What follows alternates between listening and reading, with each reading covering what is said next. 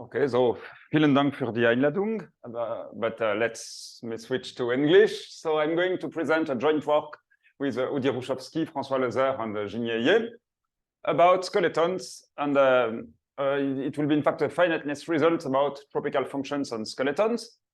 So let me first introduce some objects I'm going to deal with. So by a polyhedron inside R to the n, I will mean a finite union of finite intersection of subset of this form with phi affine with a Q rational linear part and a PL function in this setting. PL function will also be understood always with a Q rational linear part. So this is the additive notion of a polyhedron, and it will be more convenient in order to avoid plenty of log and x at every place to have the multiplicative version of it. So polyhedron inside R plus star to the n and PL functions with values in R plus star. This is essentially something which becomes a polyhedron in this sense after applying log, or the same for the PL functions. So the same as above, after applying log. So I could also directly define it as something defined by monomial inequalities, by non-strict monomial inequalities with rational exponents. But for most of the talk, it will be more convenient to deal with this multiplicative version. And at the end, I will switch back to the additive one for some notions which are more tractable in this setting. But okay, so now let me say a few facts about algebraic skeletons of Berkovich spaces. So there is a general notion of a skeleton in a Berkovich space. This is a subset of a Berkovich space that inherits from the ambient space a natural PL structure. But I will not discuss here today abstract PL structure nor general skeletons, because the algebraic case will be sufficient, and it can be described in a more concrete way. So I take K a non-Archimedean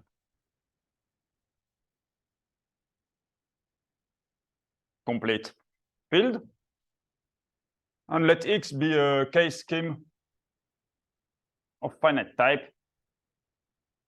And it will be simpler here to assume that X is integral, so irreducible and reduced, and its dimension will be called n. And then let phi1, phi m be a quasi-finite.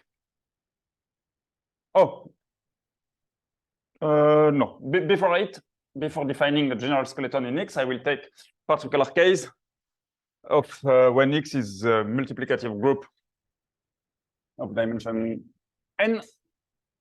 What is no, I will switch to the, I will go to the other side. No, okay. So let me define what is Sn. It will be a subset of GM n analytic over the field K. So Sn is the set of all eta R for R belonging to R plus star to the n. And eta R is the seminorm, that sense, a polynomial sum of AI Ti with a multi-index notation. So the maximum of AI R to the I. So this is a natural, so Sn is isomorphic to R plus star to the n through the T1, Tn. And so it is piecewise linear in this sense, in a trivial piecewise linear space with no equations to define it. This is the whole R plus star to the n, and it consists of Zariski generic points. So in general, a Berkovich space associated to an algebraic variety is a set of, at least on an affine variety, it's a set of semi-valuations or semi-norms. And here, these are actual norms. They have the kernel is trivial. These are valuations on the function field of Gm to the n. And so this will be the first basic example of what I call an algebraic skeleton. And now I will be able to define algebraic skeletons on such an X in general. So now let me go back to this X and let phi1, phi m be a quasi-finite maps.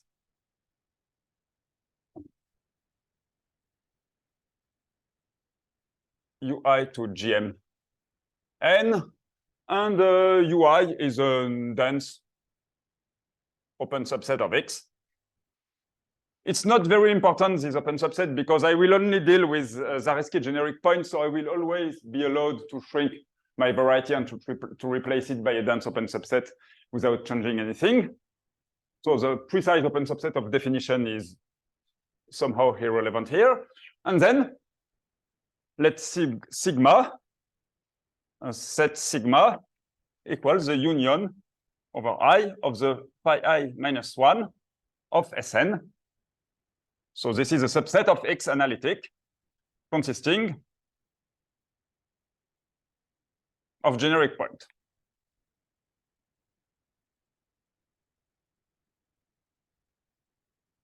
And then this subset, this kind of subset is what I call an algebraic skeleton, and it is piecewise linear in a very natural sense. There is no need for an abstract notion of piecewise linear space.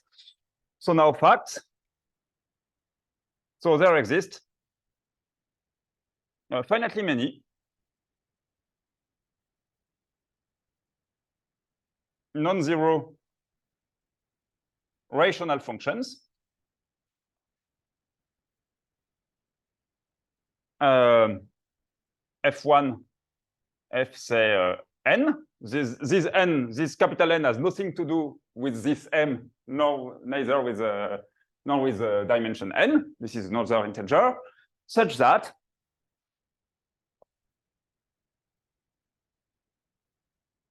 f1, fn identifies, I mean, homeomorphically,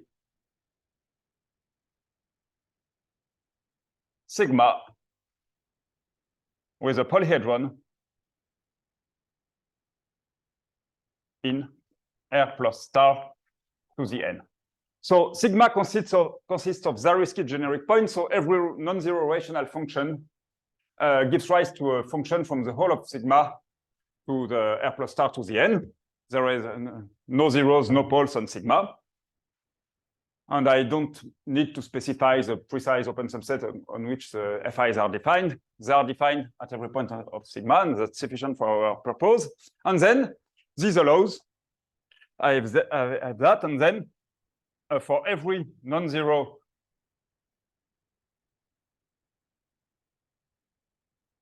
rational function g, when I restrict g to sigma, it is piecewise linear modulo for the PL structure defined above. I mean, this homeomorphism defines a PL structure on sigma defined above. And then when one sees this fact, then it is clear that this PL structure will not depend on the precise family of functions fi, because if you add some more functions, you will get the same PL structure because the new function you add will be piecewise linear. And so basically this structure does not depend on f1 fn, and if you enlarge the family f1 fn, this remains true because of the second properties. So these are more or less classical facts, which I proved in a former work on skeletons. And so a skeleton is something, a skeleton, an algebraic skeleton.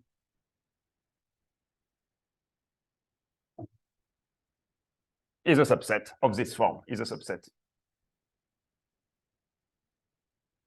of Xn of this form. So certainly the skeletons are mentioned by Leonard. Perhaps they are not exactly algebraic skeletons, but they are contained in algebraic skeletons. They are piecewise linear subsets, compact piecewise linear subsets of algebraic skeletons or things like that. So, but for this talk, what I will call an algebraic skeleton will be something like that. And there is also a last property I would like to mention, because Sn is piecewise linear and sigma also, and so if I look at the map from phi I minus 1 of Sn to Sn, this is a piecewise immersion, which means that it is piecewise linear with finite fiber, if you prefer. It's a piecewise immersion, and note that if I didn't ask the phi I to be dominant, but if phi I is not dominant, since Sn consists only of Zariski generic points, phi I minus 1 of Sn is empty.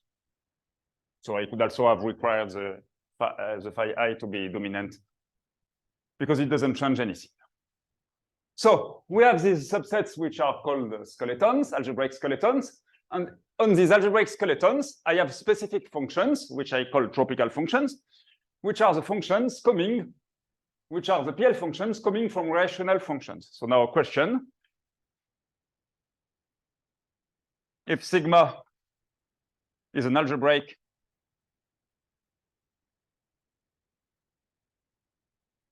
skeleton of Xn, what can be said about the set of PL functions G restricted to sigma for G belonging to the set of non-zero rational function on X? Oh, okay, and then I just realized that I forgot to mention something. In all, okay, there's above the Fi, all,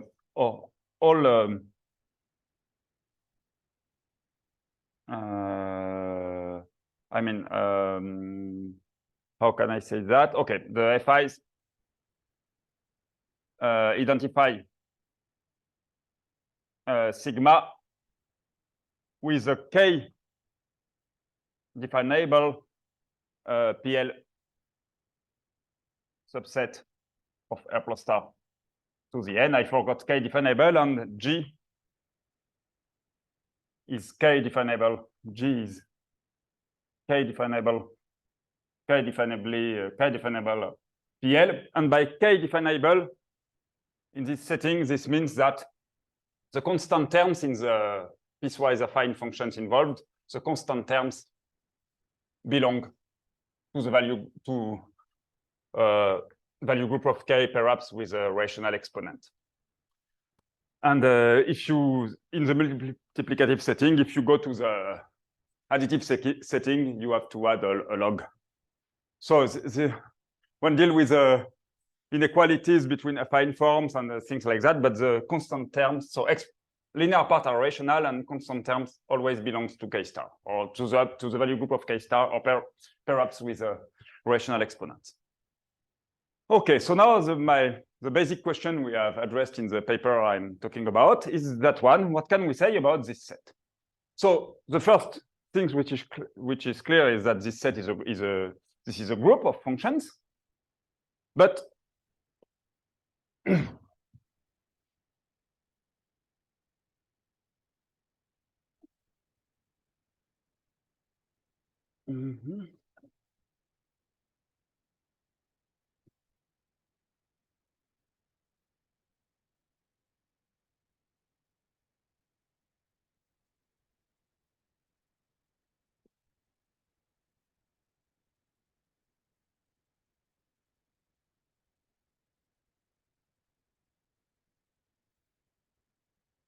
So what is clear is that perhaps I will give it a name. Let me call it, I don't know, okay, so O of sigma, okay. So now, or perhaps T like tropical, okay, T of sigma. So now T of sigma. So T of sigma is a group for multiplication, is a group, this is clear. But now we have the following theorem. So now theorem, which is the main theorem of the paper.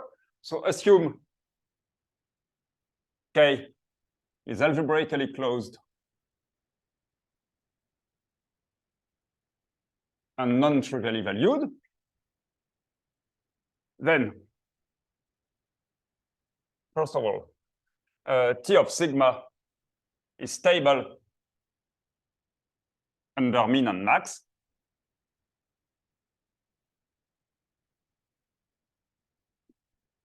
Which means that if you have two functions belonging to T of sigma, you take the mean of these two functions or the maximum of these two functions. This will also be the norm of rational functions on restriction to this skeleton. And second, there exist finitely many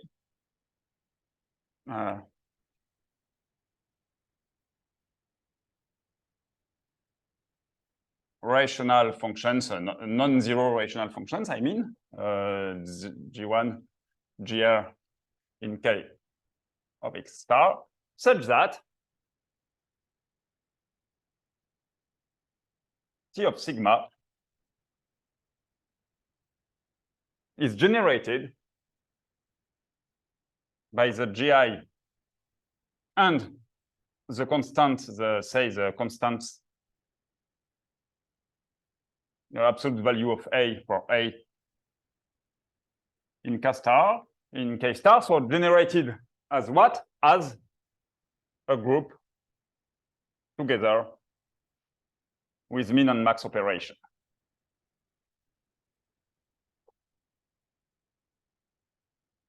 So perhaps it's called a lattice group, I'm not sure, but you have a structure of group with two operations, min and max. And as a group with these two operations, min and max, it is finitely generated modulo the constants. You always need the constants. By constants, I mean the element of the value group of the ground field. But then modulo this constant, this is finitely generated. So this is the main, our main result. And let me just say a few words about the assumption. So I'm not sure about what can happen if the absolute value of K is trivial, but if K is not algebraically closed, this is definitely not true in general. Michael Temkin gave us a counterexample when there is a field with immediate extensions, so a field with defect with kind of a pathological behavior, but it exists. Perfectoid fields, for instance, of non-algebraically closed perfectoid fields are typically such fields. On such, when one has such a field, it's easy to prove that there is a for X being the projective line. So it's really a very, very simple variety. There are counterexamples. So this is one really, perhaps algebraically closed is perhaps a little bit too strong, but nevertheless, this is not true for an arbitrary valued field. Sorry? Do you think it should be true if you just assume it's very incomplete? It's very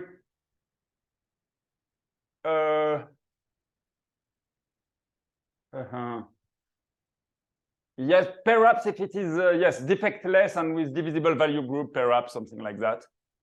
But because the counterexample by Temkin definitely use defect, so you have a degree P extension with he starts from a field with a degree P extension, which is an immediate extension, and then it's quite easy to build a counterexample. But okay, so now I will try to say a few words about the to try to explain part of the proofs. I will not be able to explain all of them, of course, but I will first mention the kind of tools we use and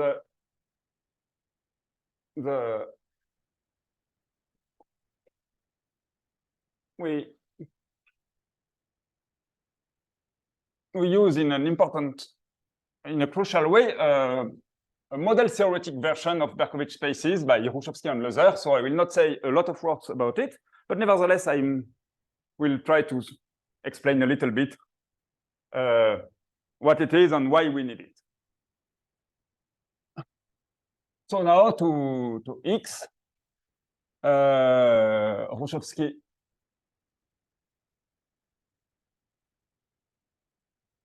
and Lozer associate something which is kind of a model theoretic counterpart of Xan, associate X hat.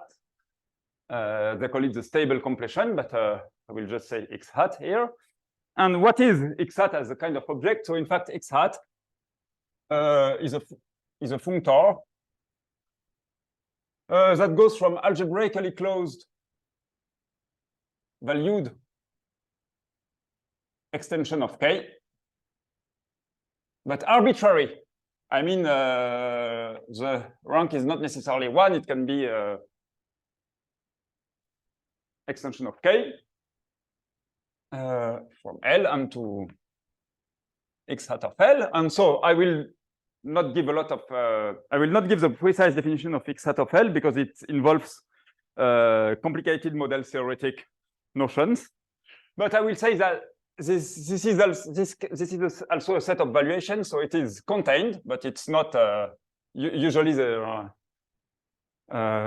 inclusion is strict in general. So this is contained in the set of pair psi, say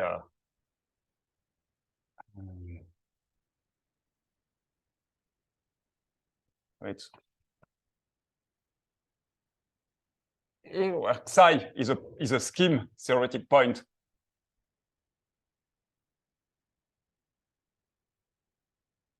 of the scheme X, but seen over L, and is a valuation on the residue field of Xi, but with value group. So I note all valuations multiplicatively, but with value group and extending the valuation of L.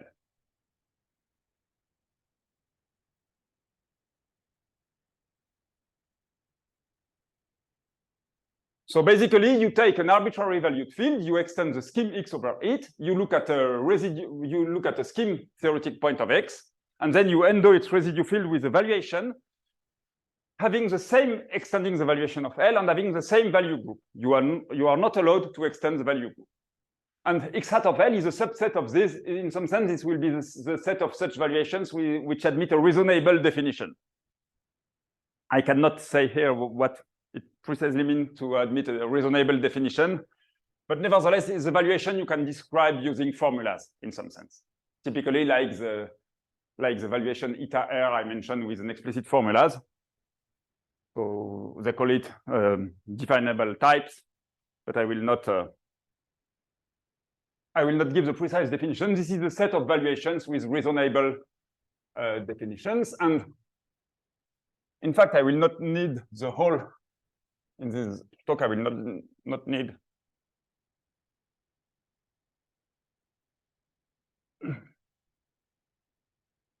the whole of X hat, because inside X hat there are some interesting subsets which play the role of skeletons, and basically only this subset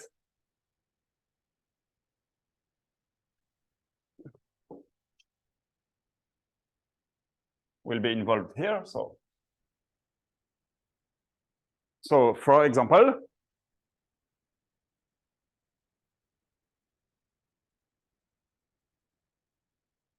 I will define Sn hat inside Gm n hat, essence L to the set of all eta R, where R belongs now to the value group of L to the n, and given by the same formula as before, max of AI Ti.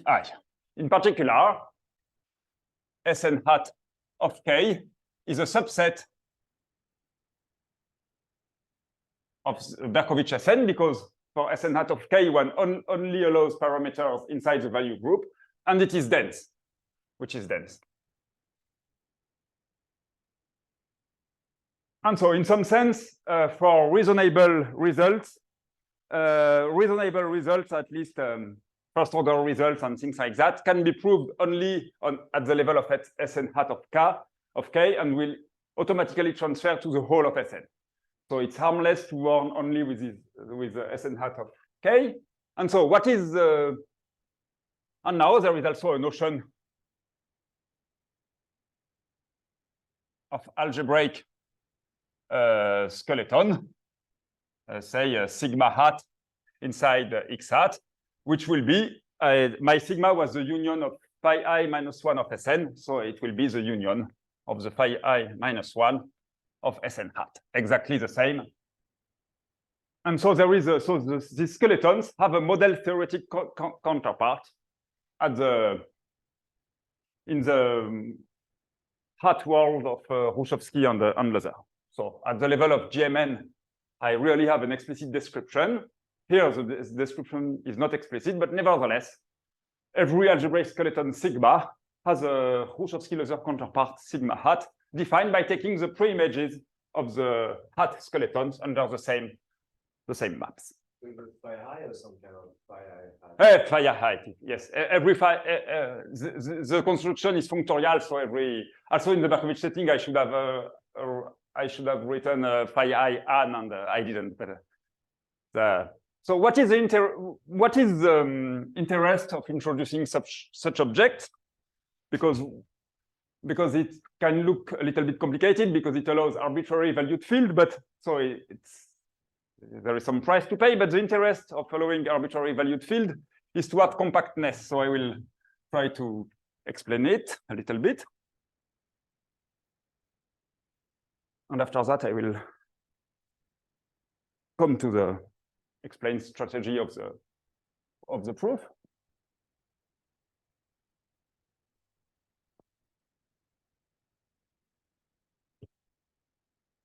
So this X hat is just a factor of some properties? It's Hrushevsky and Lazar proves that this functor is pro-definable in the sense that it's naturally there is a natural projective system of definable functors, and so this pro-definability in dimension 1 it is even definable, and in general it's pro-definable, and so this is a key point for the whole theory. But for here we will not really need it because in fact we will basically in this paper we need this a little bit with the whole of X hat, but we basically mainly deal with sigma hat, which is kind of a model theoretic version just of a polyhedron, so things are more simpler. Sigma hat is really definable. It looks like it's an abstract polyhedron in the sense of model theory, but it's a very nice object. That one is far more complicated.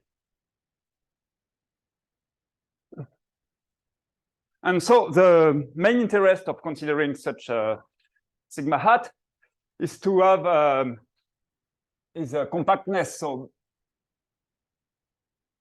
because you know Sn in the Berkovich setting, Sn, this is R plus star to the n, so it's far from being compact, and its pre-image under a finite map is also far from being compact, except perhaps in the stupid case where it is empty or something like that. So there is no compactness in the Berkovich setting, but in fact there is some compactness here, but only once one accepts to consider points with value in arbitrary valued extension of k. So compactness means the following. Take so let so okay, by a definable subfunctor of k definable subfunctor of sigma hat, I mean subfunctor defined using finitely many inequalities between norms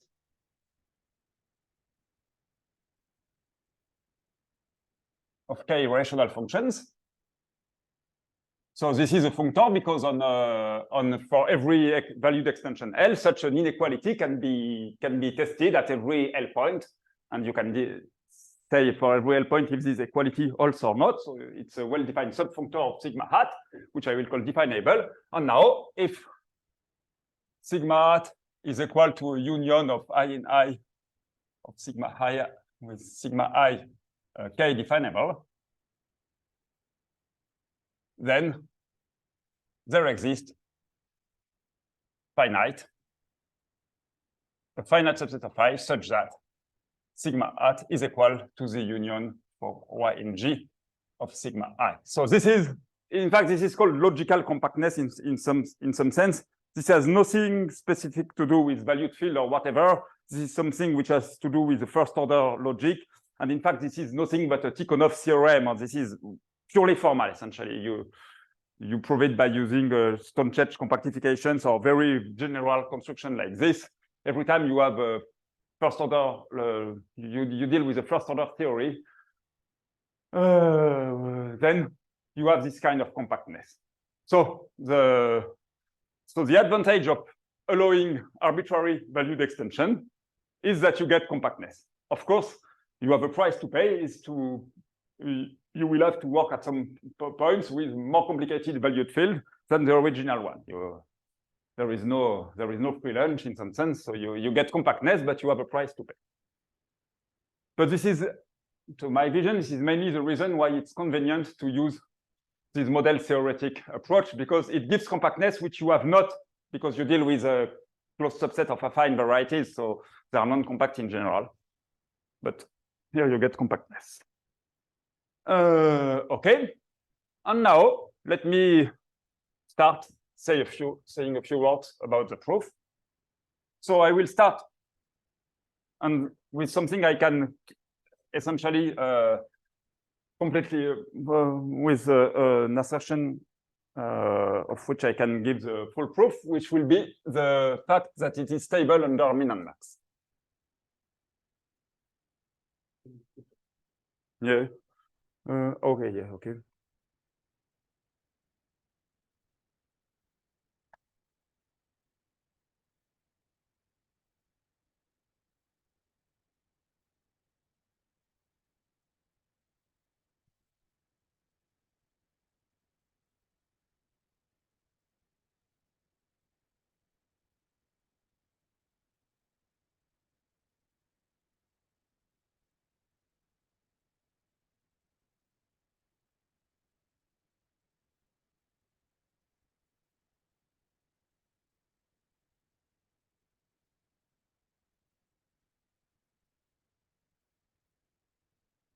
So now stability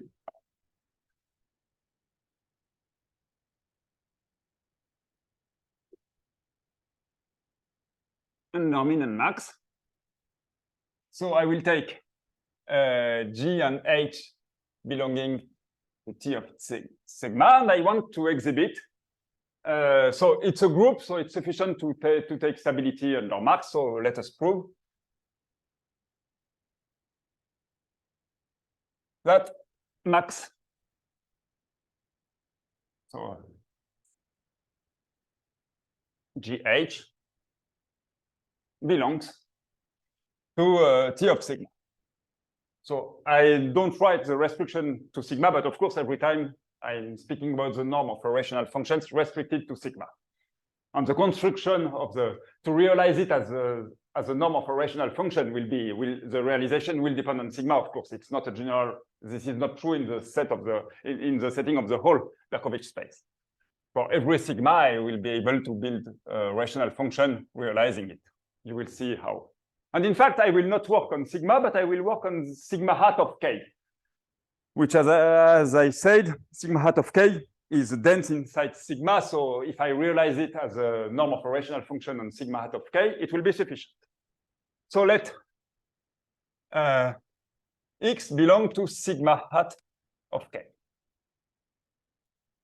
Then I have two. So if and let lambda belongs to k star with absolute value of lambda equal to 1. Now, if the absolute value of f of x is different of the absolute value of g of x, then f plus lambda g, f plus lambda g at x is just the maximum of f of x of g of x. Okay? Now, if I am in the bad case, is equal to g of x, then I have this unless lambda tilde, by which I mean the reduction modulo the maximal ideal of k, is equal to f of x divided by g of x tilde. This is of absolute value 1, so when I can reduce it modulo the maximal ideal of the ring of integers of k. I get an invertible element of the residue field. I have it. I have this. Perhaps minus. Okay, and now I will define a function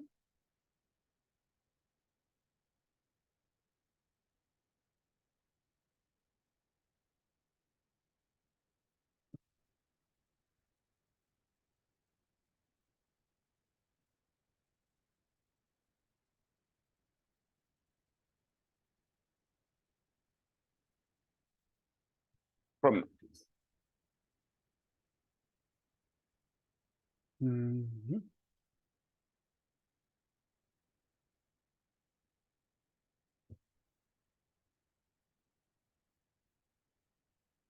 Now let's say psi from sigma hat of k to k tilde, that's an x to 0 if f of x,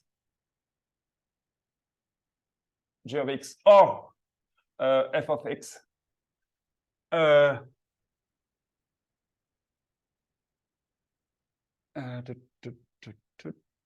or f of x tilde divided of x divided by g of x tilde does not belong to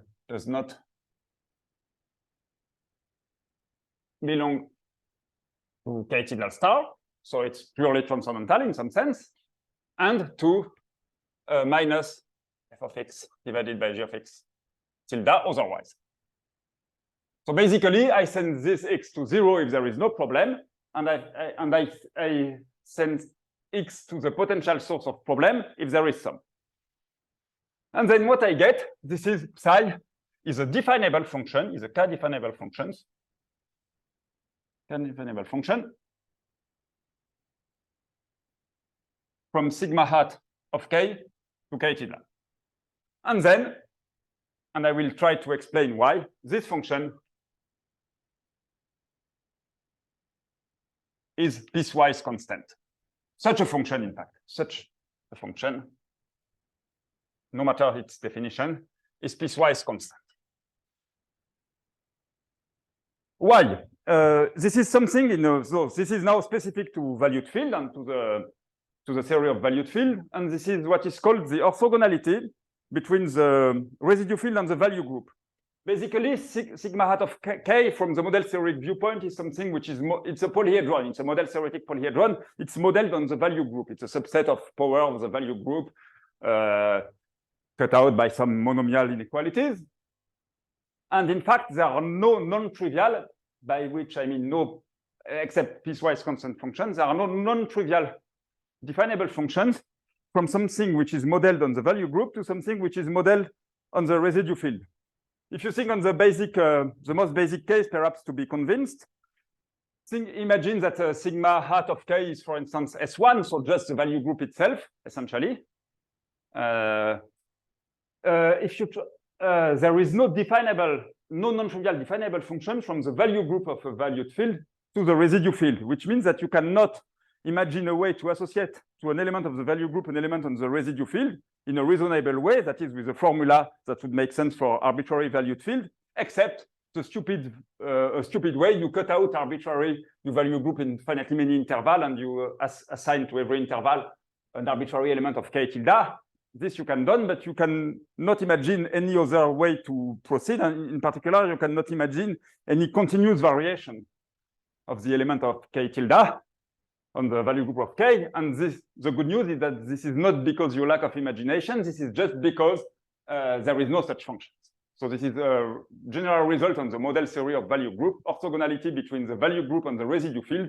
There is basically no non-trivial way to associate in a definable way to an element of the value group or of something modeled on the value group to associate to it an element of the residue field, except if you cut it into finitely many pieces and choose an arbitrary constant on it.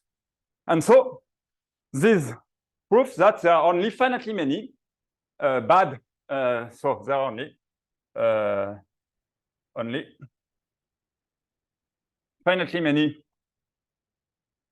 bad elements of K tilde, but K tilde is infinite. Everything is algebraically closed, but K tilde is infinite. So there exists some lambda in K, absolute value of lambda equal to 1, such that the absolute value of f plus lambda j is equal to the maximum of f g, not universally, but on sigma. So we are done. And we are done in a semi-explicit way. I mean, we know how to realize this maximum. One has to pick a generic element of absolute value 1. There are finitely many bad elements which will not work, but one is sure that there are only finitely many such elements. And so this is quite elementary. And what is funny is that I do not know any other way to prove such an elementary thing. Berkovich asked me whether there is a non-model theoretic proof of such a fact, and perhaps which could be generalized to a more analytic situation where model theoretic tools are less powerful. But I don't know. This is very simple, but nevertheless, this is a model theoretic argument. And I don't know if there is an algebraic way or geometric way to prove it. So this proves the stability under min and max. And now let me try to explain you what are the big steps of the proof of the finite generation theorem I mentioned at the beginning of the talk. So yes? Ingredient here that you have that's definable. Yes. Does this just follow from the fact that you've written down formula? Yes, yes, essentially. Yeah, because you just, it will be, because yes, because definable means that you can write formula using only the algebraic operation plus and minus, addition, multiplication, subtraction, and so on, and the valuation, and everything can be written here. And you are allowed to use quantifier, so there will be if there does not exist, you can write it, and so it's definable.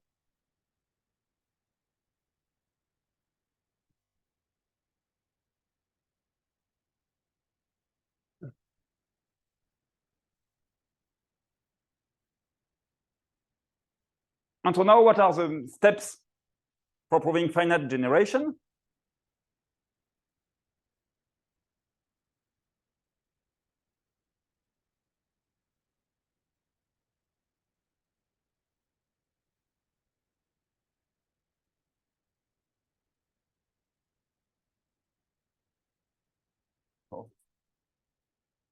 So now, about this finite group plus min-max generation. So I remind that I have my F1 Fn that embed sigma into R plus star to the n, and the image is a piecewise linear, K-definable piecewise linear. And then when one has it, this also holds in the, for formal reasons, if you have it in the Berkovich setting, you also have it in the hat world, which means that it embeds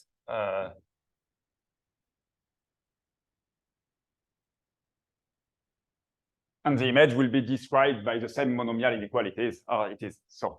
And once we have it, we can also enlarge the family, and it will still preserve this property and the corresponding property at this level. Now, the first step is to enlarge the family of Fi to get a finite generation property, but which looks weaker than the property we want to get the following property.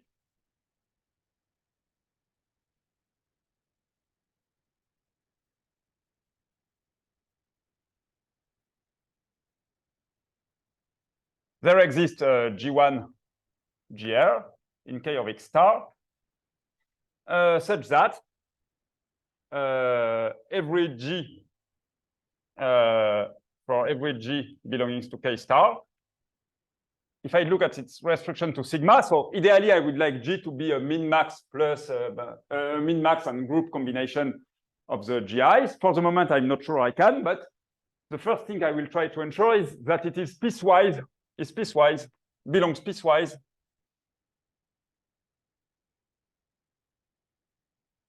to the group generated by the GIs and the constants and the A for A in K star, which means that when we have a finite piecewise decomposition of sigma, and each of these on each piece, the norm of G will be a monomial combination of the norm of the GIs and of some constant, but I'm not sure that this piecewise decomposition can be described so that this so that it appears as a min and the max. So this is the first finiteness theorem, but weaker than the one I would like to have. But the first step consists in proving this finiteness result. And how do we do? So I will not give all details, but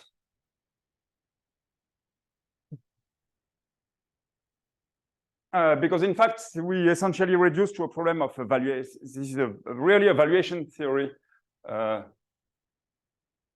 evaluation theoretic proof.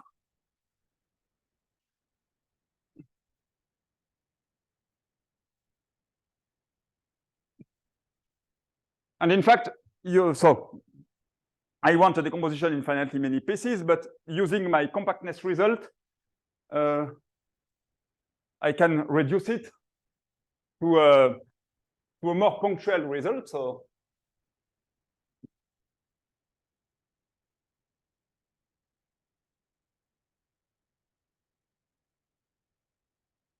it is sufficient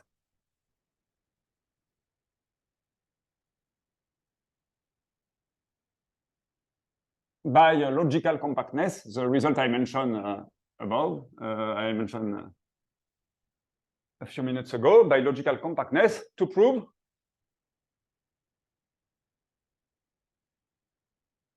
that for every L valued extension of K, every X in sigma hat of L, there exists G1, GR in K of X, such that for every G in K of X star, absolute value of G of X belongs to the group generated by the G1 of X, GR of X, and K star. So this is sufficient. It looks punctual, but you do it for every point and then you will be able, using compactness, to get your finite decomposition. So this is, in some sense, this is a valuation theoretic problem, because now this point small x induce a valuation on K of X, and what you want to have is a description of the value group of this valuation. So you want kind of a uniform finiteness of the value group of the valuation induced by the point of sigma hat.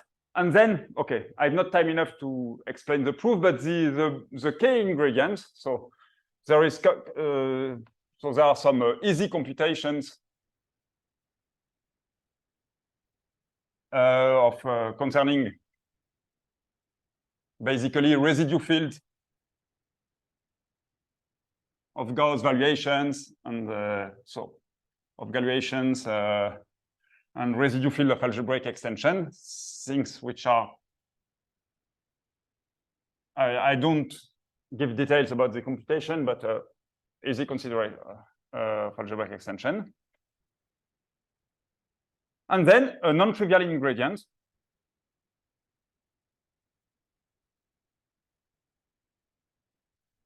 the fact that Gauss valuations, so the point of the skeleton, that Gauss valuations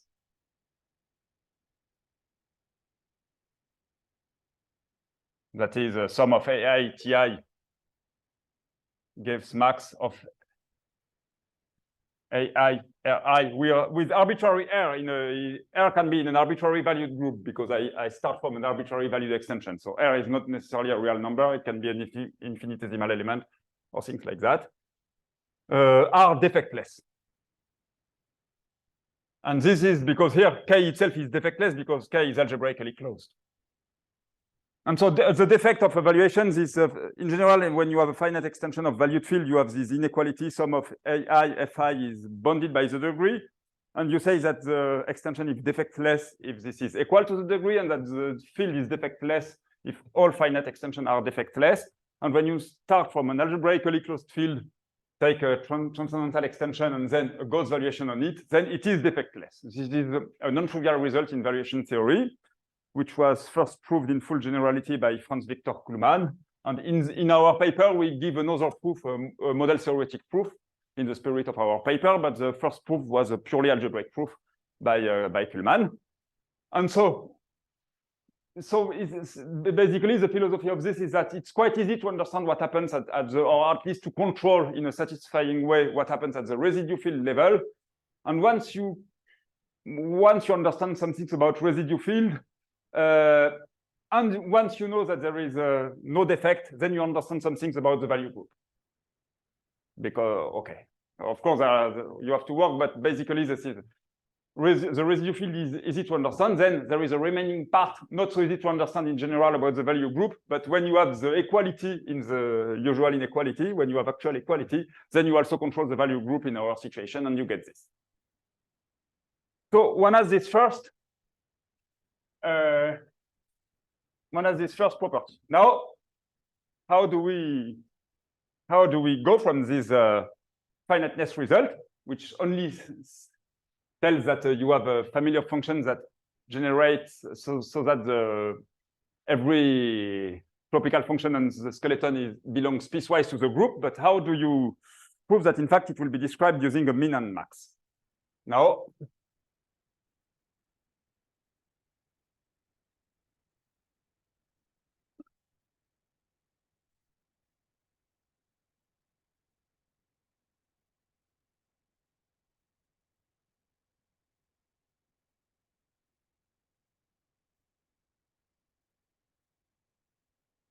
so now I have my F1 Fn, and okay, and then and so now what I do, I have my G1 Gn, and I add the G1 Gr to the F1 Fn. So the F1 Fn have now two good properties. They embed the skeleton, and they generate piecewise the group of tropical functions. So now the GIs have been added to this family. And so now it embeds sigma hat of L into L star to the n for every valued extension A of K. And now assume that the absolute value, so you are allowed to take arbitrary extension, and this will be useful here. Because assume now that the value group of L, you take it with a lot of infinitesimal elements, so has a non-trivial convex subgroup delta. So non-trivial, it's not the whole group and not the trivial group. Then one can, by quotienting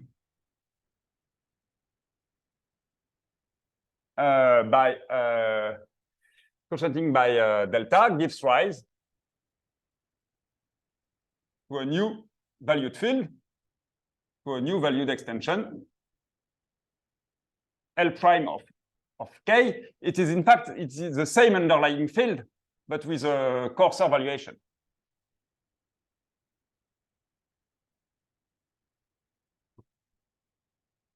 It's the same underlying field, but the valuation is coarser because you have you quotient by some group of, you can think of delta as kind of a group of element infinitely many close to 1 in the multiplicative setting. And then I have this. And I have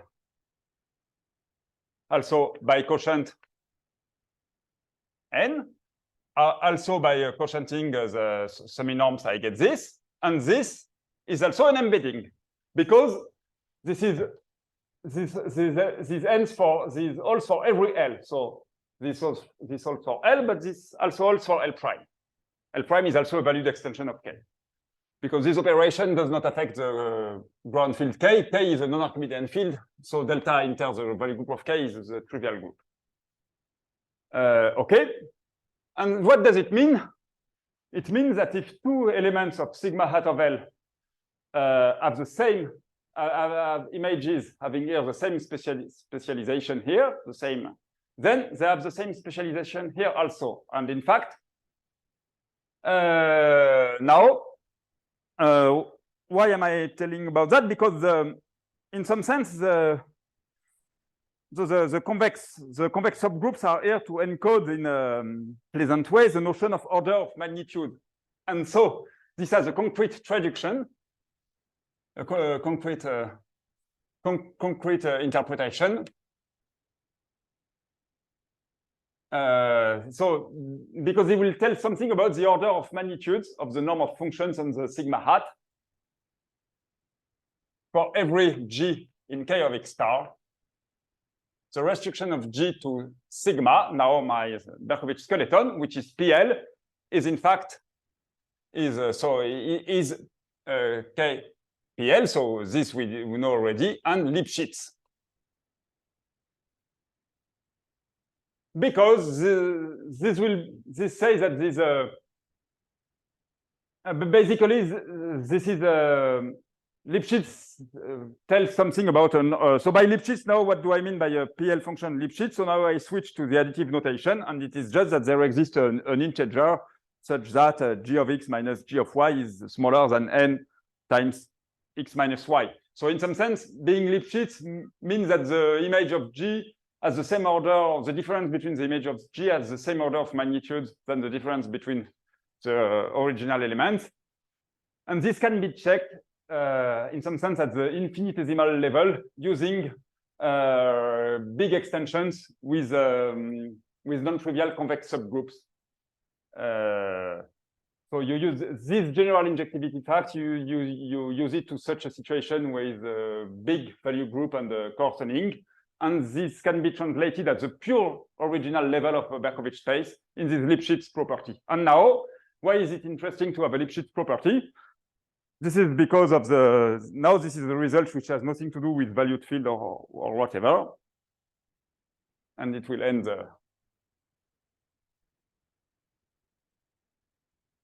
I will mention it and perhaps say a few words about its proof.